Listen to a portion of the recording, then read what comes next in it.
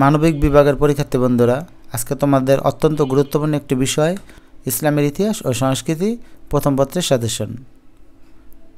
ইসলামের ইতিহাস ও সংস্কৃতি প্রথম পত্রের পরীক্ষা হবে 21 জুলাই 2024 রবিবার।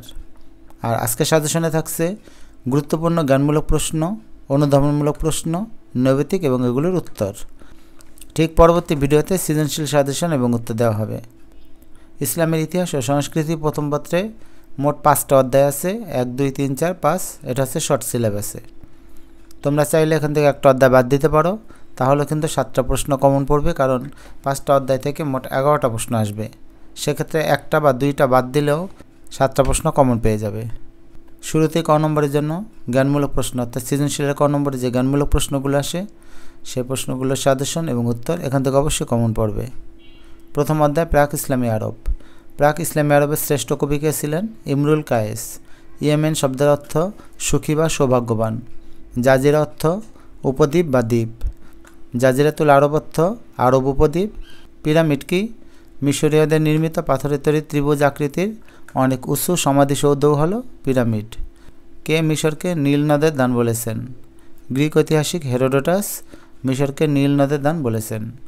গাছের রানী বলা হয় খেজুর গাছকে। মিশরীয় লিখন পদ্ধতির নাম হায়ারোগ্লিফিক। প্যাপিরাস হলো নীল নদের তীরে জন্মানো নলখাগড়া জাতীয় এক ধরনের ঘাস বা উদ্ভিদ, যা দিয়ে মিশরীয়রা কাগজ তৈরি করে।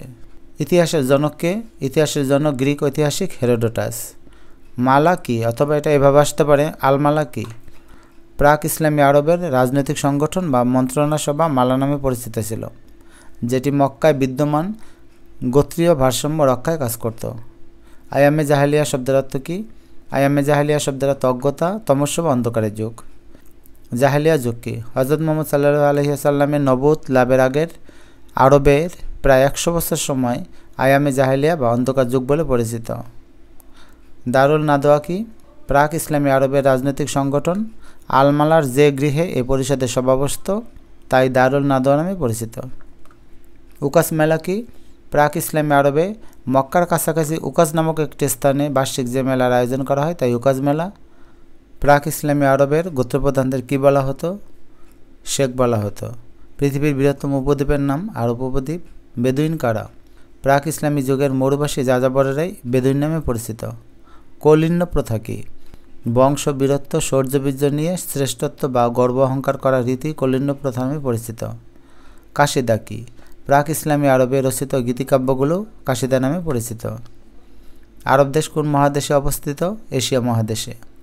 প্রাক ইসলামী আরববাসীর প্রধান খাদ্য ছিল খেজুর ও দুধ। সবচেয়ে বড় পিরামিডের নাম ফারাও খুফুর পিরামিড। কোন শব্দ থেকে ব্যাবিলন শব্দের উৎপত্তি?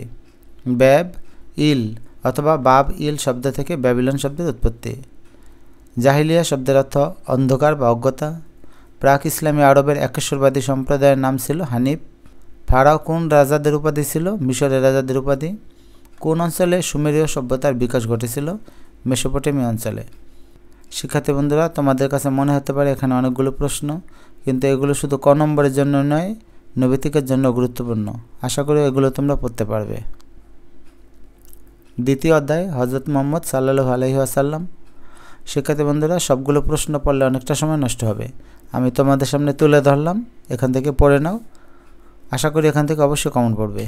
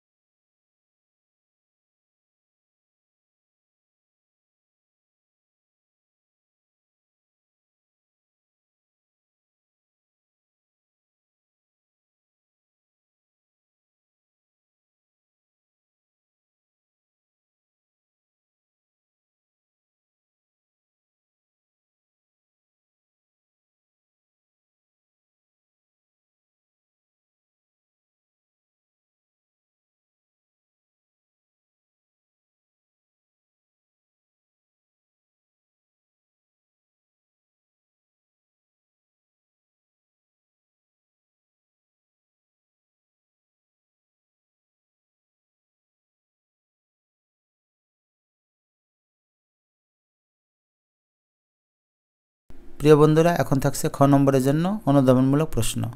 এই প্রশ্নগুলোর উত্তর তোমরা টেস্ট পেপার বা বইতে পেয়ে যাবে। তাছাড়া পরবর্তী সময়ে এগুলোর উত্তর আমি দিয়ে দেব, তবে সে পর্যন্ত তোমরা বের করে পড়ে ফেলো। প্রথম অধ্যায় প্রাক ইসলামী আরব। 1 নম্বরে জাজিরাতুল আরব বলতে কি বুঝো, অথবা এটা এভাবে আসতে পারে, আরব দেশকে জাজিরাতুল আরব বলা হয় কেন? আসাবিয়া বলতে কি বোঝায়, ব্যাখ্যা করো। উটকে মরুভূমি জাহাজ বলা হয় কেন? মেসোপটেমিয়া অঞ্চলকে সভ্যতা লীলাভূমি বলা হয় কেন?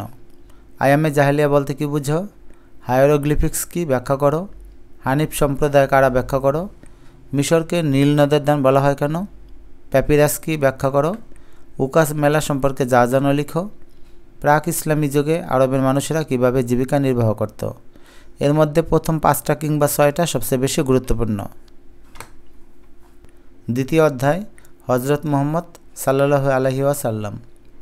ওহুদের যুদ্ধে মুসলমানদের বিপর্যয়ের কারণ কী ছিল? হিলফুল ফুজুল বলতে কী বোঝায়, ব্যাখ্যা করো। মুহাম্মদকে আলামিন বলা হয় কেন? মুহাজির ও আনসার কারা, ব্যাখ্যা করো। আকাবার শপথ বলতে কী বুঝো? হিজরত ও দেশ ত্যাগের মধ্যে পার্থক্য কী? নাখলার খণ্ডযুদ্ধ কি, ব্যাখ্যা করো। হুদাইবিয়ার সন্ধিকে প্রকাশ্য বিজয় বলা হয় কেন? খন্দকের যুদ্ধে মহানবী পরীক্ষা খনন করেছিলেন কেন? বিদায় হজ কি? মদিনা সনদ বলতে কী বোঝায়? মক্কা বিজয়কে রক্তপাতহীন বিজয় বলা হয় কেন? মহানবী মদিনায় হিজরত করেছিলেন কেন? এখানে যে 13টা প্রশ্ন আছে, এর মধ্যে প্রথম 7-8টা সবচেয়ে বেশি গুরুত্বপূর্ণ। তৃতীয় অধ্যায় খুলাফায়ে রাশেদিন। ভণ্ড নবী কারা, ব্যাখ্যা করো। কাকে এবং কেন উন্নয়ন বলা হয়, ব্যাখ্যা করো। দিওয়ান বলতে কী বোঝা, ব্যাখ্যা করো। হজরত উসমান কীভাবে মদিনায় পানীয় জলের অভাব দূর করেন? বাইতুল মাল বলতে কী বুঝো? খুলাফায়ে রাশেদিন বলতে কী বুঝায়? মজলিস উসসুরা বলতে কী বুঝায়? খলিফা বিন ওয়ালিদ ইতিহাসে বিখ্যাত কেন? উস্টের যুদ্ধ কি, ব্যাখ্যা করো। খারিজি কারা, ব্যাখ্যা করো। চতুর্থ অধ্যায় উমাইয়া খিলাফত। মুয়াবিয়াকে কেন আরবের প্রথম রাজা বলা হয়? উমাইয়া কারা, ব্যাখ্যা করো। কারবালার কাহিনীকে মর্মান্তিক বলা হয় কেন? রাজেন্দ্র বলতে কী বোঝায়, ব্যাখ্যা করো। কুব্বাতুস সাকরা কি, ব্যাখ্যা করো। খলিফা আব্দুল মালিক কর্তৃক আরবি ভাষা জাতীয়করণের বিষয়ে ধারণা দাও। সুলাইমানকে আশীর্বাদের চাবি বলা হয় কেন? জিজিয়া কি, ব্যাখ্যা করো। মুয়াবিয়ার পরিচয় দাও। পঞ্চম অধ্যায় আব্বাসী খিলাফত। আব্বাসী কারা, ব্যাখ্যা করো। আবু মুসলিম খোরাসানের পরিচয় দাও। বাইতুল হিকমা বলতে কী বুঝো? রাওয়ান্দিয়া সম্প্রদায় কারা? নহরে জুবাইদা কি? বার্মাকি কারা? কাকে এবং কেন আস-সাফা বলা হয়? শিক্ষার্থী বন্ধুরা, পরবর্তী ভিডিওগুলোতে মানবিক বিভাগের সবগুলো বিষয়ের সাজেশন দেওয়া হবে, সম্পূর্ণ সাজেশন। পাশাপাশি অন্যান্য যে বিষয়গুলো আছে বাংলা, ইংলিশ এবং আইসিটির, এগুলো ক্লাস দেওয়া হবে।